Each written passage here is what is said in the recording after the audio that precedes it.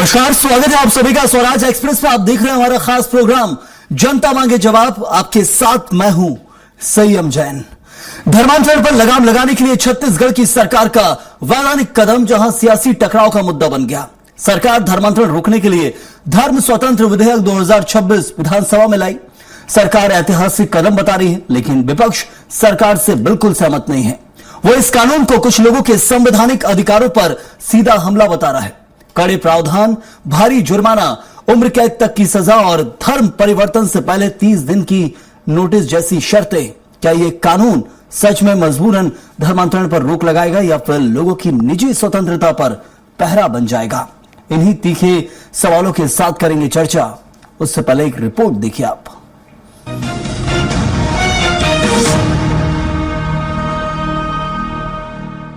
छत्तीसगढ़ में धर्म स्वतंत्र विधेयक 2026 को गृह मंत्री विजय शर्मा ने सदन में पेश किया। सरकार का कहना है कि यह कानून बल, प्रलोभन और या दबाव से होने वाले धर्मांतरण पर रोक लगाएगा। अब धर्म परिवर्तन के लिए भी प्रशासन को पहले सूचना देना अनिवार्य होगा और 30 दिन तक आपत्तियों का इंतजार करना होगा। विधेयक में जुर्माने और सजा के सख्त प्रावधान हैं। अवैध धर्मांतरण पर जेल और भारी जुर्माना, तो वहीं महिला, नाबालिग और SC/ST मामलों में सजा और भी कड़ी, जबकि सामूहिक धर्मांतरण पर उम्र कैद तक का प्रावधान रखा गया है। सरकार का संदेश साफ है, धर्मांतरण पर अब जीरो टॉलरेंस लागू होगा। यहाँ की संस्कृति, यहाँ की सभ्यता, यहाँ के परंपरा को संरक्षित करने की दृष्टि से जो अवैध तरीके से धर्मांतरण को विषय को लेकर के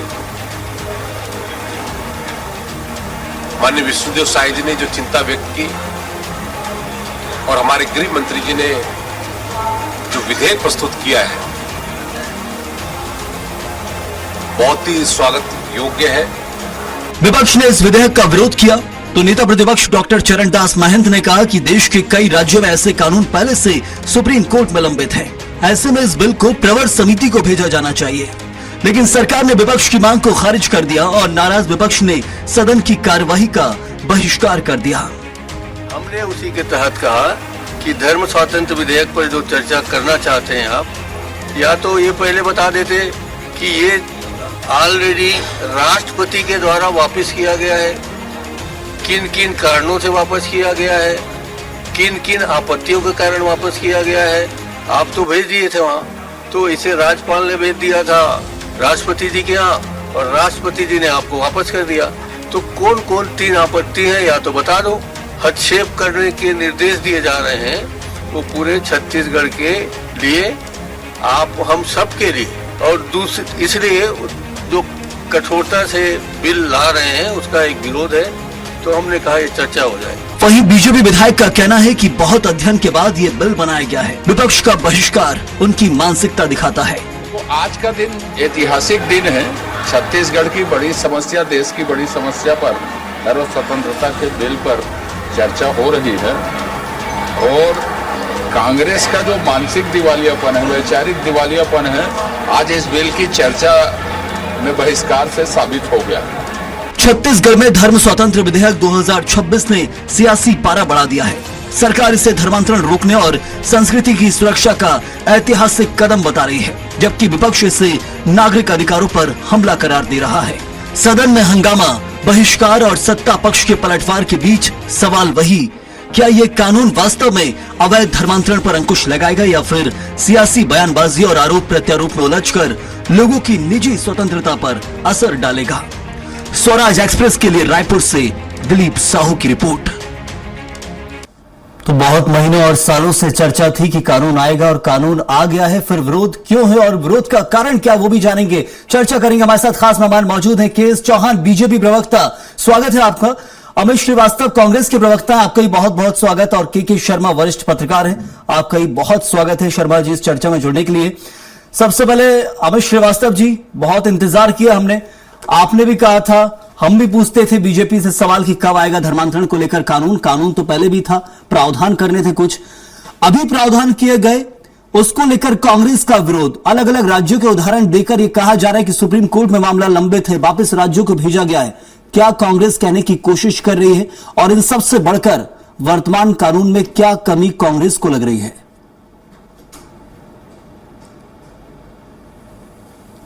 संयम जी, मैं आपको बता दूं कि ये नैरेटिव सेट करने का प्रयास किया जा रहा है कि कांग्रेस ने इसका विरोध किया। मेरी आवाज आ रही है आपको? बिल्कुल बिल्कुल, विरोध आपने मांग की थी, मैं खुद ही कह रहा हूं, हम भी मांगते थे और आप भी बोलते थे कानून लाइए कानून लाइए। कमी कहां है, उस पर चर्चा जरूरी है। जी निश्चित तौर पे देखिए, जी देखिए, ये नैरेटिव सेट करने का प्रयास किया जा रहा है कि कांग्रेस इसका विरोध कर रही है। कहीं कोई विरोध नहीं है। मैं आपको बड़ी जिम्मेदारी के साथ आपके लोकप्रिय चैनल पे कह रहा हूं कि ये तो हमारे यहां संविधान में 20 आर्टिकल जो है 25 से 28 तक ये स्पेसिफाइड है कि फ्रीडम ऑफ रिलीजन जो है वो निश्चित तौर पे हर व्यक्ति का मौलिक अधिकार है। और निश्चित तौर पे मैं आपको बताना भी चाहता हूं कि जिस प्रकार से आज 10 राज्यों में, करीब अभी 12 राज्यों में हो गया है और 12 राज्यों में ही ये है। और दूसरा, मैं आपके माध्यम से कहना चाहता हूं कि जिस प्रकार से आदरणीय नेता प्रतिपक्ष डॉक्टर चरणदास महंत जी ने विधानसभा में कहा, आप विधायकों की एक कमेटी बना लीजिए, कुछ पॉइंट्स उस पर डिस्कशन हो जाते हैं, आपने क्या लाया है, विपक्ष को आपने कुछ बताया ही नहीं है, चर्चा हो जाए हम। और निश्चित तौर पे मैं बड़ी जिम्मेदारी के साथ आपके लोकप्रिय चैनल पे कह रहा हूं कि अगर अवैध धर्मांतरण चाहे प्रलोभन देके दिया जाए, चाहे डरा धमका के, चाहे पैसे से कराया जाए, जो भी व्यक्ति कराता है उसके ऊपर बहुत सख्त और कठोर से कठोर कार्रवाई होनी चाहिए, हमारी मांग है। लेकिन मैं फिर आपको कह दूं कि लगातार जिस प्रकार से एक देश, एक one nation one election one tax की बात करने वाले लोग जब एक रात के 8 बजे आके नोटबंदी कर सकते हैं, 12 बजे आके जीएसटी लगा सकते हैं, तो पूरे देश में एक कानून क्यों नहीं प्रारूप लाते? कानून तो पहले भी है, और कठोर कानून की अवैध अगर धर्मांतरण कोई कराता है तो और ऐसा सजा होनी चाहिए कि आदमी के हाथ सामने कराने से पहले। छत्तीसगढ़ की चर्चा कर रहे हैं, देश भर के लिए बीजेपी को चुना है जरूर अमित जी, लेकिन फिलहाल छत्तीसगढ़ तक हम चर्चा कर रहे हैं क्योंकि छत्तीसगढ़ सरकार की जो जिम्मेदारी उतना ही निभा सकते हैं वो। मेरा ये मानना है, क्या किसी क्लॉज में कमी रह गई थी जो चर्चा हो रही थी इस कारण से, या फिर कांग्रेस को कॉन्फिडेंस में नहीं लिया गया, ये कारण है कि कांग्रेस विरोध कर रही है और वॉकआउट कर दिया? देखिए वॉकआउट तो इसलिए किया गया कि जब विपक्ष जो होता है, जो प्रतिपक्ष होता है, ये उसको विपक्षी मान लेते हैं। हमारा कोई ध्येय उनका विरोध करना नहीं था। आदरणीय डॉक्टर चरणदास महंत जी ने यही तो कहा कि आप विधायकों से चर्चा कर लेते, कमेटी बना लीजिए, आप कमेटी में क्या क्या आपने पॉइंट्स लाया है उस पर डिस्कशन हो जाए। तो सरकार अगर जवाब नहीं देगी, सरकार जवाब देने से अगर भागेगी, तो फिर हमारा बैठने का वहां पर औचित्य क्या है? अगर सरकार नेता प्रतिपक्ष की बात नहीं सुन रही है, अगर सरकार जो है वो विपक्षियों का जवाब नहीं दे पा रही है और हमको विरोधी समझ रही, हम प्रतिपक्ष हैं, हम प्रतिपक्ष मानते हैं, लेकिन वो हमें अगर विरोधी मान रहे, तो मुझे लगता है ऐसे उस जगह पर बैठने का कोई औचित्य भी नहीं है। दूसरा, मैं आपके माध्यम से कहना चाहता हूं कि जैसे आज यहां पर मैंने कहा ना कि सुप्रीम कोर्ट ने कई बार कहा है कि प्रलोभन देके, डरा धमका के अगर आपका धर्मांतरण कराया जाता है तो पूरी तरीके से वो अवैध है। लेकिन उन्होंने ये भी कहा है कि अगर स्वेच्छा से कोई धर्मांतरण करता है तो ये उसका मौलिक अधिकार है। प्रावधान रखा है, मैं बहुत सारे पॉइंट्स आपके लोकप्रिय चैनल पे रखूं। प्रावधान रखा है उसके लिए 30 दिन का, जी प्रावधान रखा हुआ है 30 दिन का। जिला कलेक्टर को दीजिए, आवेदन कीजिए, निवेदन कीजिए, हो जाएगा आपका। देखिए, मैं आपके माध्यम से कहना चाहता हूं कि प्रशासनिक अनुमति लेना व्यक्तिगत स्वतंत्रता पे कहीं ना कहीं उसका उल्लंघन है, और ये सूचना देना और अनुमति के बीच बहुत सरकार को मुझे लग रहा है। ये तो पहले भी था कि समझना बहुत जरूरी है। मैं लौटता हूं आपके पास, क्योंकि यहाँ एक तरफ धर्मांतरण भी रोकना है हमको और धोखे से होना जाए उसके लिए भी करना है। चलिए मैं चर्चा और विस्तार से लौटता हूं आपके पास, लौटता हूं। केएस चौहान साहब कॉन्फिडेंस में ले लेते विपक्ष को, उनको भी जनता नहीं चुनकर भेजा जैसे आपको भेजा है, पूर्ण अधिकार है। पार्लियामेंट्री कमेटी की जैसी बात कर रहे हैं कि उनको भी एक कमेटी बनाकर उनके साथ चर्चा करिए, बिल के हर क्लॉज को लेकर, उसके बाद पास कीजिए। आपने डायरेक्ट कर दिया, अधिकार है आपका, बिल्कुल है, लेकिन थोड़ा उनको भी कॉन्फिडेंस में ले लेते आप। संयम जी, उनको कॉन्फिडेंस में लेना है, ये उनका अपनी मुद्दा है ही नहीं। अच्छा, इनका अपनी मुद्दा है। हाँ जी, इनको सिर्फ विरोध करना है और इस चीज का विरोध करना है जो धर्मांतरण को रोक सकता है, उस चीज का विरोध करना है। और इनका इतिहास रहा है कि जो धर्मांतरण के लिए रोकने के लिए कोई भी कानून या कोई भी चीजें बनाई गई है उसका ये विरोध कर दे। कोई भी प्रक्रिया की जाती है, संतों की पद यात्रा निकलती है तो उनको नोटिस नहीं बताते, ये कोई भी चीज आती है तो उनको अभी कॉमन लॉ की बात बोल रहे थे हमारे साथी प्रवक्ता। तो मेरे को ये बताइए कि आपका, जब हम कई बार डिबेट में बैठे हैं, कई बार आप लोग के स्टेटमेंट आए हैं, तो क्या आप लोग कानून जो कॉमन लॉ बनाए, जो कॉमन लॉ के लिए की आपने मांग की थी, क्या आपने ये मांग की थी कि हमारा भी ओपिनियन लिया जाए? क्या आपने ये सभी चीजें की? नहीं। आपने ये बोला था कि आप छत्तीसगढ़ में इस वजह से कानून क्यों नहीं बना देते? अगर आप धर्मांतरण रोकना चाहते तो हर डिबेट में ऐसे ही बोला गया था, हर सभी चीजें बोला गया बिल्कुल। और अभी इसके साथ मुद्दे भी है चौहान साहब, हमने देखा है लगातार कांकेर जला है, जशपुर का मुद्दा हो, इसके अलावा बस्तर तो पूरा का पूरा भरा ही हुआ, बस्तर सबसे प्रमुख है। कई मुद्दे आए बीते 1 से 1.5 साल के अंदर जब धर्मांतरण का मुद्दा ज्वलंत रहा कि अब धर्मांतरण पर कानून कब बनेगा। लेकिन क्या इसमें कोई कमी बीजेपी को लग रही है कि विपक्ष को साथ नहीं ले पा रहे हैं? एक बात बताइए, जैसा कि आपने पहले भी बताया, आप वरिष्ठ पत्रकार हैं, आपने ये पहले भी बोला कि आपका अधिकार है, लेकिन उसके साथ साथ मैं ये भी बोलना चाहता हूं आपको कि हमारे अधिकार के साथ साथ क्या हमने संवैधानिक रूप से, क्या संवैधानिक या कानूनी प्रक्रिया से ये बिल नहीं लाया है? क्या आपने जब बिल लाते थे, आपकी सरकार थी, भूपेश बघेल की सरकार थी या यूपीए की सरकार थी, तो जो भी बिल लाया जाता है वो मतलब हमेशा सलाह मशवरा करके लाया जाता था? जी नहीं। बिल लाने की एक प्रक्रिया होती है, संवैधानिक प्रक्रिया होती है, उसी प्रक्रिया के हिसाब से वो बिल पेश किया जाता है। और उस वो प्रक्रिया चौहान साहब, लगता है बीजेपी को कि इस कानून के बाद अब धर्मांतरण में बहुत ज्यादा गिरावट आएगी उसके आंकड़ों में जो अब तक छत्तीसगढ़ में आ रहे थे लगातार? निश्चित ही रूप से ये दो चीजें बहुत ज्यादा होंगी। एक, सबसे पहले लोग अलर्ट होंगे, जागरूक होंगे, और उसके बाद ये निश्चित ही रूप से एक कंट्रोल में आएगा, एक मतलब जो अवैध धर्मांतरण को और जो अपने प्रलोभन लेके या अपने खुद निजी स्वार्थ के लिए, जो लोग अपने राजनीतिक स्वार्थ के लिए भी बोलना चाहिए या अपने आर्थिक स्वार्थ के लिए भी जो बोलना चाहिए, वो लोग निश्चित ही रूप से आगे से अलर्ट हो जाएंगे और लगाम इनके ऊपर आएगी। फर्स्ट रिएक्शन में केके शर्मा जी का ले लेता हूं, और कितना जमीनी स्तर पर ये कानून सही साबित होगा? केके शर्मा जी, पहले भी कानून रहे हैं, उससे कितना अलग इसको मानते हैं? पहले जमीनी स्तर पर पालन कराने में क्या कमी रह गई, क्या वो कमी इस कानून के बाद पूरी हो जाएगी? तो उससे आदिवासी छत्तीसगढ़ राज्य में धर्मांतरण एक बड़ा मुद्दा रहा है, चुनाव में भी इसकी भूमिका से इनकार नहीं कर सकते। भाजपा इस कानून को कड़े कानून लाने की बात कह रही है और आज में स्पष्ट कर दिया है कि क्यों हम ये कानून ला रहे हैं। छत्तीसगढ़ नया राज्य बनने के बाद परिस्थितियों में परिवर्तन और तमाम प्रकार के तकनीकी सुविधाएं, सोशल मीडिया और इन सब के उपयोग के चलते हुए उसको किस ढंग से रोका जा सकता है, कड़े कानून की आवश्यकता थी। और कड़े कानून से कितना प्रभाव पड़ेगा? निश्चित रूप से कड़े कानून होने से एक डर भय का वातावरण बनता है। दूसरी चीज है राजनीतिक लाभ, ध्रुवीकरण तुष्टीकरण की राजनीति चल रही है। राज्य सरकार को कानून बनाने का अधिकार है, 9 राज्यों में है।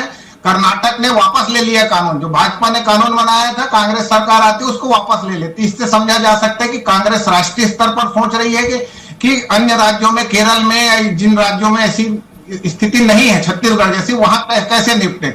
छत्तीसगढ़ में यह है कि इसको जिस तरह से प्रवर समिति को भेजने की बात कही गई थी, उसके काम ही बाहर आ गया। मुझे लगता है कि चर्चा तो हुई है और अब पास भी हो गया है, ये पारित हो गया विधानसभा से। अब ऐसी स्थिति में इसको लागू करने वाली बात है, इसमें तमाम प्रावधान है। विवाह को भी स्पष्ट किया गया है कि विवाह धर्मांतरण का नहीं बनेगा, कारण नहीं बन सकता। विवाह करने के लिए यदि आप धर्मांतरण कर रहे हैं तो आपका धर्म परिवर्तन होगा, नहीं माना जाएगा, ये भी बात है। उसके साथ ही साथ जिला मजिस्ट्रेट से ऊपर भी आपको प्रधान जिला न्यायाधीश तक अपील का अधिकार दिया गया है। आपको विवाह के लिए 60 दिन पहले सूचना देने पड़े। जो धर्मांतरण करते हैं उनके लिए एक बड़ी बात कही गई है कि आपको पंजीयन कराना होगा, वित्तीय स्थिति की जानकारी हर साल वित्तीय वर्ष में देना होगा। इस तरह से तमाम प्रकार के जो प्रावधान किए गए, मुझे लगता है कि इतना आसान नहीं होगा किसी के लिए धर्मांतरण करना, और यदि होता है तो उसमें कड़े प्रावधान है, सुनवाई के अवसर दिया गया है। मुझे लगता है कि भाजपा जो है राजनीतिक रूप से भी और आदिवासियों के हित की दृष्टि से भी, क्योंकि केके शर्मा जी, यहाँ पर कांग्रेस की तरफ से जो कहा जा रहा है कि एक तरह से पहले मांग की गई धर्मांतरण के विरोध में कानून लाया जाए, अब कानून आया है तो कहीं जो धर्म परिवर्तन करना चाहते हैं स्वतः से, जो शांति से खुद से धर्म परिवर्तन करना चाहते हैं, उनके लिए थोड़ी सी बंदिश है, उस पर कांग्रेस का विरोध है। अब दोनों चीजें एक साथ कैसे चलेंगी प्रदेश के अंदर? या तो धर्मांतरण का विरोध हो या जिनको धार्मिक स्वतंत्रता है उनकी खुशियां मनाई जाए। देखिए, कांग्रेस की स्थिति स्पष्ट नहीं है, कहा जा सकता है। धर्मांतरण का एकदम विरोध नहीं कर रहे, इस कानून का विरोध नहीं है, उसकी प्रक्रिया को लेकर कर रहे हैं। इसको प्रवर समिति में जाना था, इसमें जो कमियां उसकी बात होनी चाहिए थी कि राष्ट्रपति ने जो लौटाया है और राजभवन होते हुए जो विधानसभा में वापस पहुंचा है, उस विधेयक 2006 विधेयक में क्या कमियां थी, क्यों उसमें हुआ है, 3 पॉइंट की जो बात चरणदास महंत जी कह रहे हैं, इस पर क्या चर्चा के माध्यम से हो सकता है? ये कांग्रेस विधायक दल को विचार करना था, क्योंकि चर्चा तो हुई विधानसभा में और पारित भी हो गया है। घंटे भर तक गृह मंत्री ने इसमें भाषण भी दिया। पूरी स्थिति को लेकर जब मैं कह रहा हूं कि कर्नाटक में आप वापस लेते हैं कांग्रेस, तो ये भी बताना पड़ेगी वहां छत्तीसगढ़ में क्या स्थिति है कि आप चर्चा में भाग नहीं ले रहे। आदिवासियों को समझाना क्या इतना आसान है कि वो तो ये देखेंगे कि आप नहीं थे और भाजपा ये चीज प्रचारित करे? क्या भाजपा के लिए लाभकारी रहा कि कांग्रेस का विधानसभा में न रहना और इस विधेयक का पारित हो जाना? यदि उपस्थित रहते, चर्चा होती, उसमें आपत्तियों को लेकर बात आती, तो वो क्या स्थिति बनती है? राजनीतिक रूप से कांग्रेस को समझना है कि उनको लाभ किसमें है या भाजपा को समझना है लाभ किसमें। अमित जी, मुझे लग रहा है कि यहाँ पर कलई खोल के रख दी है कांग्रेस की। कर्नाटक में आपने वापस लिया और यहाँ पर आप चर्चा में शामिल होते, थोड़ा सा और वक्त देते सरकार को, वो आप छोड़ दीजिए। आपकी पार्लियामेंट्री आपके पास आता, कमेटी बनती सभी विधायकों की, उसके बाद वो तो नहीं हुआ। वो उनके अधिकार है, उतना तो बहुमत दिया है तो वो कर सकते हैं, उस अधिकार का प्रयोग कर रही है बीजेपी। लेकिन चर्चा में शामिल होकर जो क्लॉज आपको जो कम लग रहे हैं, जिनमें आपत्ति है, उनको दर्ज करा सकते थे बाहर जाने की जगह। देखिए संयम जी, कानून तो पहले भी थे। मैंने आपको बताया ना, अगर आपको धर्म परिवर्तन स्वेच्छा से करना था तो उसके लिए आपको एफिडेविट देना पड़ता है, आपको अखबारों में छपाना पड़ता है, आपको नोटराइज कराना पड़ता है, आपको आधार कार्ड आपका जमा होता है और निश्चित तौर पे उसमें गवाही होती है। कलेक्टर के पास आपको आवेदन देके उस पर परमिशन लेना पड़ता है। लेकिन मैं फिर आपके माध्यम से कह लूं कि जिस प्रकार से अभी आपने कहा कि कलाइयां खुल गई, तो मुझे लगता है कि इस कानून से क्या भाजपा के सम्मानित प्रवक्ता बचाएंगे कि इससे विश्वास बढ़ेगा या विभाजन बढ़ेगा? पहली चीज। दूसरा, मैंने पहले ही कहा कि एक नैरेटिव सेट करने का प्रयास किया जा रहा है कि कांग्रेस इसका विरोध कर रही है। विभाजन बिल्कुल भी नहीं। कहीं भी अगर अवैध धर्मांतरण होता है, विभाजन कहां लग रहा है? दर्शकों को समझना जरूरी है। वो भी कांग्रेस को यहां विभाजन कैसे लग रहा है? नहीं, विभाजन, मैं वही चीज तो कह रहा हूं कि आप अगर अभी जैसे केके भैया ने कहा कि 9 जगह है, मैं आपको बता दूं कि इसमें ओडिशा में 1967 में ये लगा था, जो फ्रीडम ऑफ रिलीजियस एक्ट 1967 के तहत आया था। उसके बाद मध्य प्रदेश और सिर्फ अरुणाचल प्रदेश में लागू नहीं हो पाया था और राजस्थान में पास हुआ था लेकिन ये लागू नहीं हो पाया था। और कर्नाटक में आपने अभी जैसा बोला कि कांग्रेस की सरकार ने इसे वापस लिया था, तो मैं उसे चेक करना पड़ेगा, एक चीज। दूसरी चीज मैं कहना चाहता हूं कि मैंने कहा ना कि आप अगर कोई अवैध धर्मांतरण कराता है तो आप उसके ऊपर सख्त से सख्त, कठोर से कठोर कार्रवाई करिए। मैं लोकप्रिय चैनल पे आपके प्रावधान वही तो प्रावधान किया, 5-5 साल, 10-10 साल, 20 हजार, 5 लाख, 10 लाख, ये सब प्रावधान वही तो हैं। फिर विभाजन कहां लग रहा है? क्या ये बीजेपी का आरोप सही सिद्ध नहीं हो जाएगा कि सिर्फ विरोध और सिर्फ विरोध करना था इस मामले को लेकर? क्योंकि मांग आप भी कर रहे थे धर्मांतरण के विरोध कानून की, लेकिन फिर जब कानून आया तो लगा कि शायद बीजेपी ने तो जो कहा था वो कर दिया। ऐसा तो नहीं लग रहा है कांग्रेस को? देखिए, अवैध धर्मांतरण रोकने के तो पहले भी कानून है, स्पष्ट नहीं है, क्योंकि अनुच्छेद 25 से 28 तक हमें फ्रीडम ऑफ रिलीजन एक्ट हमें स्वतंत्रता देता है। लेकिन मैं फिर आपके माध्यम से कहना चाहता हूं, एक्ट तो पहले भी था, उसमें 5,000 से 10,000 तक का जुर्माना था, 6 महीने से 2 साल तक की सजा थी, दोनों चीज थी। तो कानून तो पहले भी था और हम तो कह रहे हैं ना कि अगर कोई अवैध धर्मांतरण कराता है, आप ऐसा फैसला लाइए, लैंडमार्क फैसला लाइए, मार्क माय वर्ड संयम जी, ऐसा फैसला लाइए कि लोगों के हाथ कांपे। लेकिन आपको राजनीति करना है, आपको खत्म नहीं करना है। और आप विपक्ष को आप विपक्ष को साथ लेना नहीं चाहते और इधर उधर की आप बात करते हैं। अरे इसी जनता ने तो हमारे भी 35 विधायकों को जिताते भेजा है, 34 विधायकों को। प्रावधान क्या उस सदन के वो सदस्य नहीं है क्या? मैं एक सेकंड लौटता हूं आपके पास। केएस चौहान साहब, यहां पर प्रावधान में शायद कुछ कमी लग रही कि ऐसा कानून लाया जाए कि हाथ कांपे, सोचने में भी दिमाग कांपे कि हम क्या सोच रहे हैं। धर्मांतरण होना ही नहीं चाहिए पहली बात तो, कि आखिर जबरदस्ती किसी का धर्म परिवर्तन कराया जा रहा है कुछ लालच देकर। यही है धर्मांतरण की जो परिभाषा है, कि जबरदस्ती किसी को धर्म परिवर्तन की कोशिश जो की जा रही है। तो उस पर हाईएस्ट जो आप पनिशमेंट दे सकते हैं, फांसी हो सकता था। अभी तो 5 साल और 10 साल का प्रावधान किया आपने। चौहान साहब, संयम जी, हाथ कांपने की तो बात बहुत दूर की है। पहले तो ये कांग्रेस कांप चुकी है, ये जैसी कानून आ रहा है, बिल पेश हुआ है तो कानून ये इसमें कांग्रेस कांप रही है। क्यों कांप रही है? क्योंकि इनके पास एक ही विरोध करने का एक ही तथ्य था इनके पास कि कानून नहीं आ रहा है, कानून नहीं आ रहा है। पहले से भी कानून है, अभी साथी प्रवक्ता ने बोला कि पहले से भी कानून था और उसके बाद हमने और उसको दुरुस्त किया है और उसको स्पेसिफिक किया है और उसको हार्ड किया है तो उसके लिए भी ये लोग विरोध कर रहे हैं। पहले भी विरोध करते थे, आज भी विरोध कर रहे हैं। पहले भी राजनीति करते थे, आज भी राजनीति करते हैं। पहले भी धर्मांतरण के विरोध में थे और आज भी धर्मांतरण के विरोध में है। तो ये जो लोग हैं ये सिर्फ और सिर्फ राजनीति करना चाहते हैं। तो चौहान साहब, क्या लग रहा है कांग्रेस के विरोध का कारण क्या है? क्या कांग्रेस को जमीन खिसकती दिख रही है कि अब मुद्दा नहीं बचा ये है, या फिर कांग्रेस नहीं चाहती धर्मांतरण के विरोध में कानून आए? बीजेपी क्या कहती है इसको लेकर? धर्मांतरण के खिलाफ के विरोध में, धर्मांतरण के खिलाफ कभी थी ही नहीं कांग्रेस, और ये उनका मूल है। लेकिन हम तो लगातार सुनते आए कि कांग्रेस भी ये कहती थी कि धर्मांतरण के विरोध में कानून लाई है। नहीं, वो ये विरोध करने का एक पॉइंट था इनका, और जो कि अभी पॉइंट आ गया है और एक धर्मांतरण का कानून बन चुका है, तो उसके बाद इन लोग फिर से विरोध कर रहे हैं, उस चीज का विरोध कर रहे हैं, क्योंकि मतलब इनको सिर्फ विरोध करना है। ये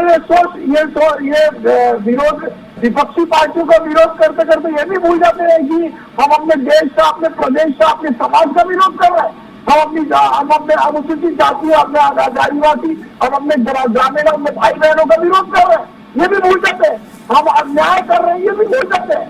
लेकिन नहीं, इनको विरोध करना है, इनको राजनीति करना है। तो चलिए, सिर्फ ये विरोध ही नजर आ रहा है बीजेपी को कि सिर्फ विरोध है, मुद्दा विहीन जो कहने की कोशिश की जा रही है। लेकिन अब इसके नतीजे क्या आएंगे उसका भी हमें इंतजार रहेगा। आने वाले समय में जो यदि मुद्दे आते हैं उन पर कैसा एक्शन होता है, तब जाकर कहेंगे कि कानून धरातल पर उतरा है।